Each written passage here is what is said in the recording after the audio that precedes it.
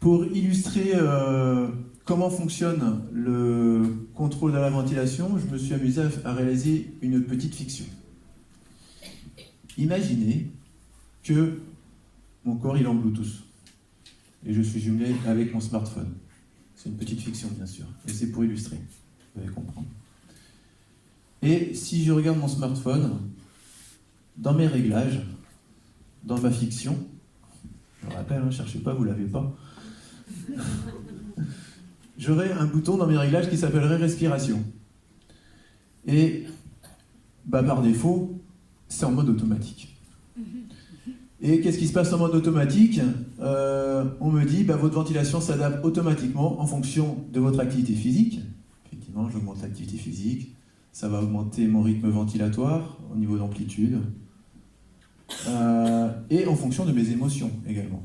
Toute la journée, la ventilation s'adapte en fonction de l'activité physique et des émotions. Si je suis en colère, si je suis surpris, si je suis triste, si je suis joyeux, si je ris, ma ventilation s'adapte en permanence. Alors, on a envie d'appuyer sur ce petit bouton qui est en haut à droite pour voir qu'est-ce qu'il y a derrière. Alors, qu'est-ce qui se passe si on appuie là-dessus? On va avoir accès à des nouvelles fonctionnalités. D'un seul coup, je peux choisir, si je décide de prendre le contrôle de la ventilation, avec quel muscle je veux ventiler.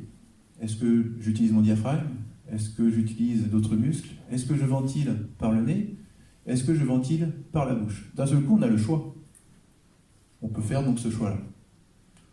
On peut travailler sur l'amplitude, plutôt que de rester sur mon petit volume courant et que j'ai les alvéoles du haut qui restent fermés, on peut choisir de les ouvrir, d'augmenter l'amplitude. On peut jouer sur la fréquence.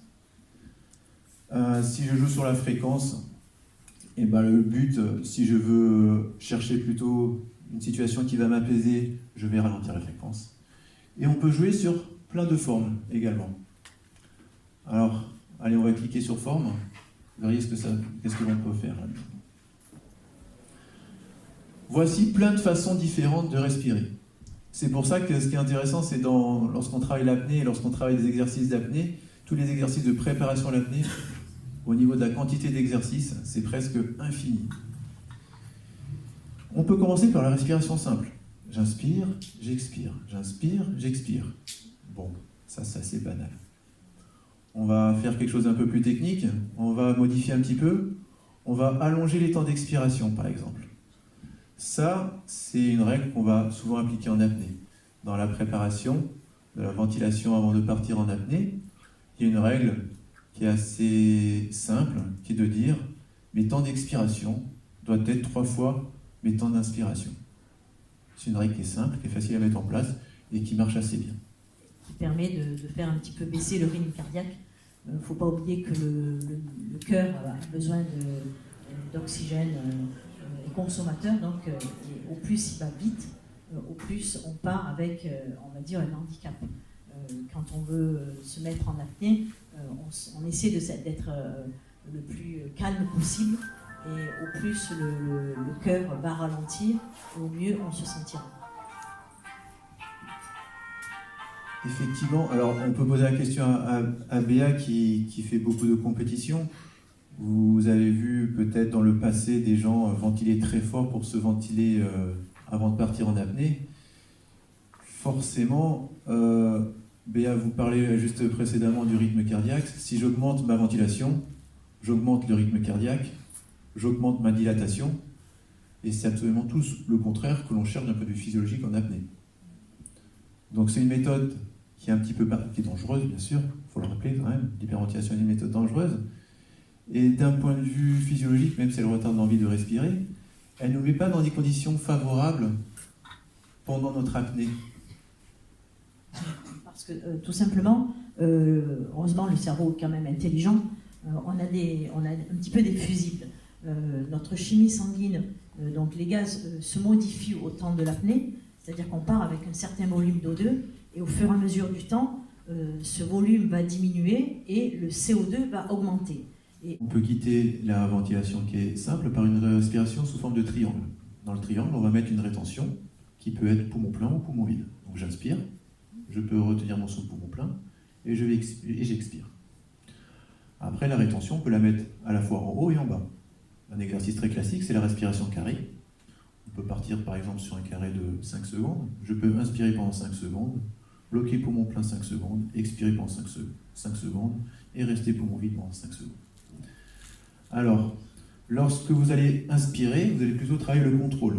Il va falloir coordonner tous les muscles de la ventilation. Donc là, on est plutôt dans le travail du contrôle. Lorsque vous allez bloquer poumon plein, on va travailler la vitalité. Toutes les alvéoles vont être ouvertes et vont pouvoir bien oxygéner l'organisme. Lorsque je vais faire des expirations, je vais travailler la détente.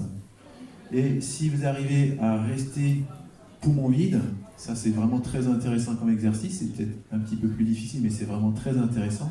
C'est ce qui va permettre de travailler la sérénité et la confiance en soi. Donc si ces vertus vous paraissent intéressantes, le contrôle, la vitalité, la détente, la sérénité, vous faites de la respiration carrée et vous rééquilibrez un petit peu tout. Maintenant, s'il y a une partie qui vous paraît plus importante là-dedans, eh bien vous augmentez le temps de cette partie que vous voulez développer. Oui, et la respiration carrée est aussi utilisée comme une méthode pour un petit peu chasser le stress. On se pose et on respire, on apprend un petit peu à maîtriser, effectivement, on compte en nombre de secondes et on se pose. Ça peut être utile dans la vie de tous les jours, hein, pas forcément dans le sport, au travail, on a un coup de stress, on se pose au lieu d'aller crier dans le bureau d'à côté, ok, tout va bien, je respire un petit peu, je me pose, et tout va beaucoup mieux. Voilà, donc pour clore cette petite fiction, je vous engage à essayer d'appuyer sur ce petit bouton qui est le mode manuel. Elle n'existe pas encore. Mais je quitte ce mode automatique et je passe en mode manuel pour prendre en main le contrôle de ma ventilation. Voilà le message que je voulais passer au travers de cette petite fiction.